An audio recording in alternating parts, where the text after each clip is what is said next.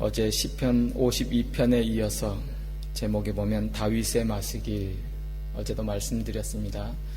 교훈, 지혜라는 뜻이죠. 다윗의 교훈 시입니다. 1절에 이렇게 말씀하시죠. 어리석은 자는 그의 마음에 이르기를 하나님이 없다 하도다. 여러분, 사실 우리가 이렇게 늘 믿음 생활하면서 믿는 분들과 함께 생활해서 그렇지, 사실 조금만 우리가 세상에서 생각해 본다면 하나님을 믿는 사람보다 하나님을 믿지 않는 사람이 훨씬 더 많은 것을 우리가 알잖아요. 전에도 한번 말씀드렸습니다마는 통계적으로 봐도 전 세계 인구 72억 가운데 그래도 하나님을 믿고 좀 그래도 건전한 그런 교회에 나와서 신앙생활 하는 분 통계가 한 3억에서 4억 정도 그렇게 하래요. 이단이나 사이비 그런 거 제외하고요. 그런데 이 4억 인구가 다 또 확실한 구원 확신과 하나님을 믿는 그런 신앙으로 신앙생활 하는가 아니야? 거기 그 중에 한 30%만 그렇대잖아요. 그러니 전 세계 인구 가운데 불과 1억 남짓 미만이 정말 진정 하나님을 인정하고 믿고 하나님의 부르심을 따라서 하나님의 자녀로 살아간다. 통계적으로 그렇게 나와 있어요. 여러분, 한번 우리가 생각해 보게 되잖아요. 그럼 왜 그 많은 사람들이 하나님을 믿지 않을까? 하나님이 없다 할까? 단적으로 분명한 것은 하나님이 보이지 않기 때문에, 하나님이 보이지 않기 때문에. 이 보이지 않는다는 말은 육신의 눈으로 보이지 않는 하나님뿐만 아니라 사람의 머리로 이해되지 않아요. 하나님이 살아 계시다면 어떻게 이런 일이 일어나는, 이건 하나님이 안 계시는 것 아니냐, 이런 이해되지 않는 그런 상황을 만날 때에 하나님을 믿지 못하는 그런 모습을 볼 수 있습니다. 그런데요, 여러분, 조금만 잘 들여다보십시오. 하나님을 믿는 사람이가 성경에 나오는 많은 또 하나님의 택한 부르심을 받은 하나님의 사람들도 때로는 그들의 삶 속에서 하나님을 믿지 않는 사람들과 마찬가지로 하나님이 보이지 않았어요. 때때로 하나님이 보이지 않을 뿐만 아니라 이해되지도 않았어요. 우리도 사실 그래요. 하나님 믿음으로 살지만은 때때로 하나님이 보이지 않아요. 하나님이 이해되지도 않아요. 기도하면 주신다고 했는데 어떨 때는 주시는 것 같다가 어떨 때는 그렇게 기도했는데 응답이 안 돼. 어떨 때는 평생을 믿고 하나님 앞에 신실하게 살았는데 풀리지도 않아요. 하나님이 형통한 길로 인도해 주시지 않아요. 이해가 되지 않아요. 하나님이 보이지 않아요.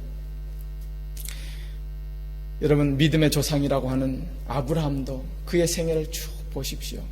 늘 하나님이 그렇게 이해되고 보이고 느껴지고 그런 삶이 아니에요. 하나님이 아브라함에게 나와서 약속해 줬죠. 자식을 주겠노라고 믿었어요. 믿음으로 그렇게 따라 살았어요. 그러나 하나님이 보이지 않아요. 25년간을 그러나 믿음을 가지고 또 지키고 그렇게 살았어요. 믿음이 흔들리지 않았어요. 욥 아시잖아요. 욥기를 읽어보십시오. 욥이 그 신실한 하나님의 사람 욥이 왜 고난을 당했는지 욥기를 읽어서 이해가 되지 않아요. 거기에 욥은 뭐뭐 때문에 이런 것 때문에 고난 당했다, 어려움 당했다, 그런 속 시원한 대답이 없어요. 욥이 왜 그런 어려움을 당하고 자식을 잃고 다 재산을 잃고 아내마저 등 돌리고 떠나가고 참 이해하기 어려워요. 그러나 그럼에도 불구하고 욥은 뭐라고 고백해요? 뭐라고 믿어요? 주신 자도 여호와시요 취하신 자도 여호와시니 여호와의 이름이 찬송을 받으실지니이다. 그렇게 믿음을 고백해요. 여러분, 구약에 보면 선지자 가운데 하박국이라는 선지자가 있어요. 구약의 선지자는요, 오늘 우리 시대에 아주 믿음이 좋은 사람, 하나님을 잘 믿는 사람, 그런 차원이 아니잖아요. 정말 특별히 하나님이 뽑으셔서 하나님의 말씀 뜻을 전하는 그런 사람이에요. 그런 하박국도 하나님이 보이지가 않아요. 너무 이해가 안 돼. 말이 안 되는 상황을 만나요. 그래서 하나님한테 최후로 뭐라 그러잖아요. 하나님이 계시다면, 하나님이 살아계시다면 어떻게 세상이 이럴 수가 있습니까? 어떻게 믿음으로 사는 사람들이 이렇게 어려움을 당하고, 차라리 그런 믿음 없이 편하게 꾀를 내어서 자기 힘으로 의지하고 사는 그것이 훨씬 나을 것 아닙니까? 너무 답답해서 하나님 앞에 나가서 그렇게 질문하면서 몸부림치면서 하나님이 도대체 살아계시다면 어떻게 한번 대답하는지 내가 성루에 가서 한번 지켜보겠노라고, 그런 이야기가 하박국에 나오잖아요. 여러분, 오늘 본문을 지었던 다윗도 사실 마찬가지입니다. 하나님이 다윗을 보았을 때에 너무너무 그 마음에 들어서 내 마음에 합한 자라고 그렇게 인정해뒀던 다윗이에요. 그런데요, 여러분, 다윗의 일생을 쭉 보십시오. 다윗에게서도 하나님은 도대체 잘 이해가 되지 않아요. 눈에 보이지 않는 그런 분이에요. 그 수십 년간의 어려움 속에 하나님은 그냥 숨어 계시는 하나님, 속시원히 나타나셔서 함께하고 해결해 주시는 분이 아니라 보이지 않고 이해되지 않는 그런 하나님. 그런데도 다윗은 중요한 것은 그 믿음을 잃지 않아요. 절망하지 않아요. 그리고 다윗이 뭐라고 고백하는 거예요? 하나님은 지금 내 눈에 보이지 않을 뿐이지 하나님은 분명히 살아계신다. 비록 내가 이해하지 못하고 내 눈에 보이지 못할 뿐이지 여전히 하나님은 살아계시고 역사하시고 내 인생 배후에서 나를 붙드시고 주장해 주시는 분이시다 라는 그 믿음의 고백을 하나님 앞에 드리잖아요. 근데 참 놀라운 사실은 하나님은 그 믿음의 고백을 기뻐 받으시고 그 믿음대로 결국에는 그 믿음대로 되도록 역사해 주시고 이끌어 주신다는 사실입니다. 우리가 어저께도 바로 앞선 시편 52편을 보았잖아요. 다윗이 뭐라고 말해요? 나는 하나님의 집에 심기운 푸른 나무 같다. 그러므로 나는 영원히 하나님의 인자하심을 의지하리로다.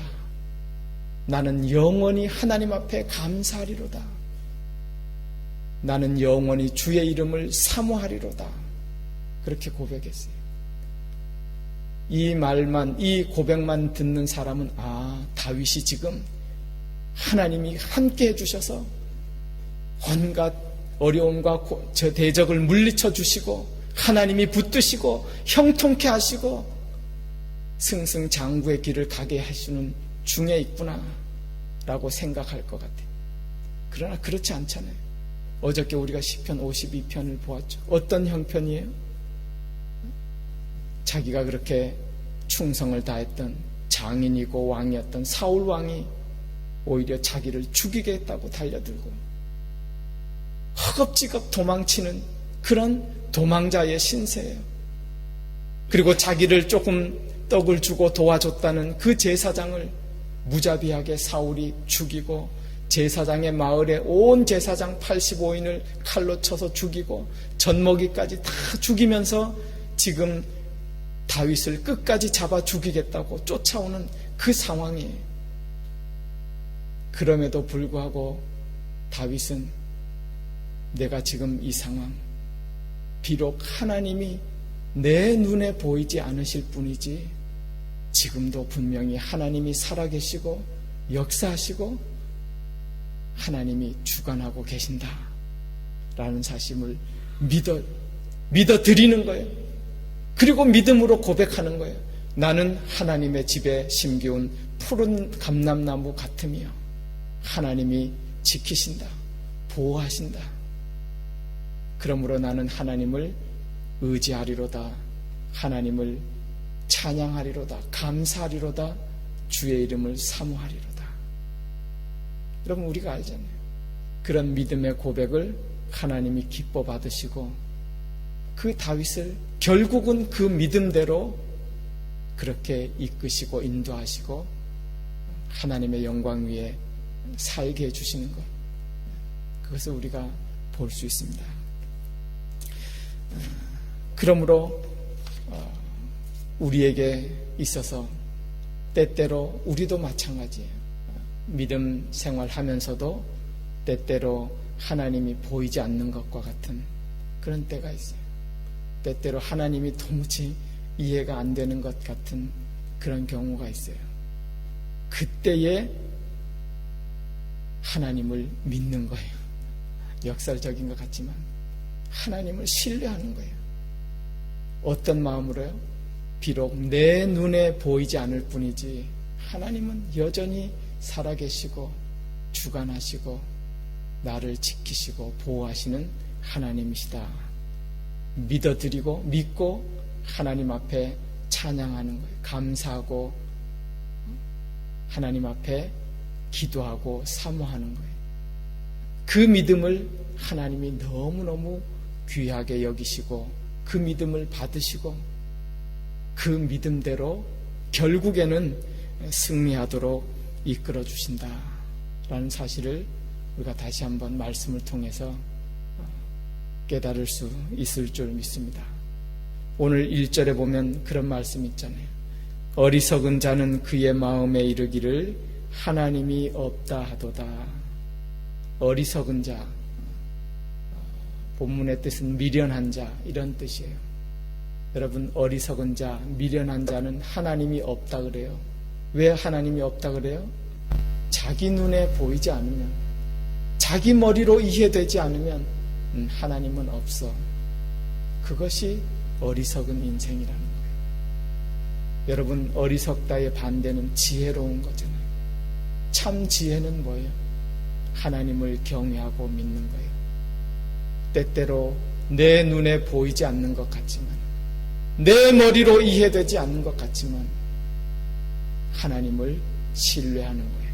믿는 거예요. 하나님이 여전히 살아계시고 주장하시고 붙드시고 합력하여 선을 이루도록 이끌어 가신다. 그 믿음이 참된 지혜의 사람 아니에요. 세상에 어리석은 사람은 자기 눈에 보이지 않는다고 없다고 말해요.